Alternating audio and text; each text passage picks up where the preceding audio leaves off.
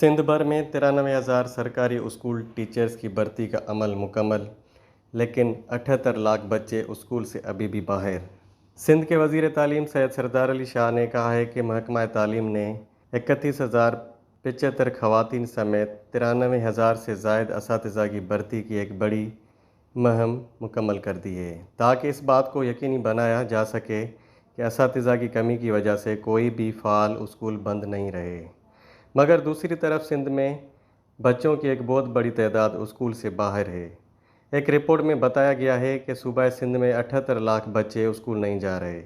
یہ صوبے کے تعلیمی نظام اور مستقبل کے لیے ایک بڑا چیلنج ہے۔ سندھ میں اسکول سے باہر بچوں کی بڑی تعداد میں کئی عوامل کار فرما ہے۔ معاشی مشکلات ایک بڑی رکاوٹ ہے جو بہت سے بچوں کو چائلڈ لیبر پر مجبور کرتی ہے یا انہیں تعلیم تک رسائی سے روکتی ہے۔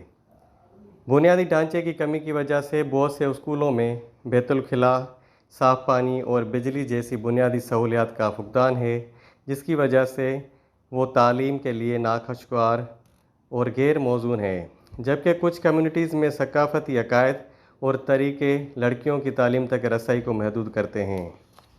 کچھ علاقوں میں اسکول بچوں کے گھروں سے بہت دور ہوتے ہیں، جس کی وجہ سے ان کے لیے جانا مشکل ہوتا ہے۔ اسکول کے بنیادی ڈھانچے کو بہتر بنانے، بہتر سہولیات فراہم کرنے اور قابل اساتذہ کی بھرتی اور تربیت کے لیے مزید وسائل کی ضرورت ہے۔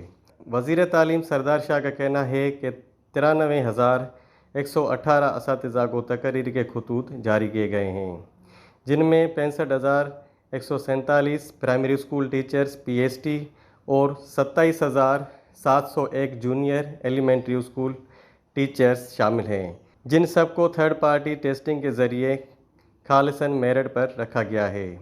انہوں نے مزید کہا کہ 31,075 خواتین اساتذہ کی بھرتی سے خواتین کو بااختیار بنانے کے لیے حکومت سندھ کے اقدامات کو تقویت ملی ہے، جبکہ 1,330 معذور افراد اور 2,100 اقلیتی امیدواروں کو بھی بطور اساتذہ تعینات کیا گیا ہے۔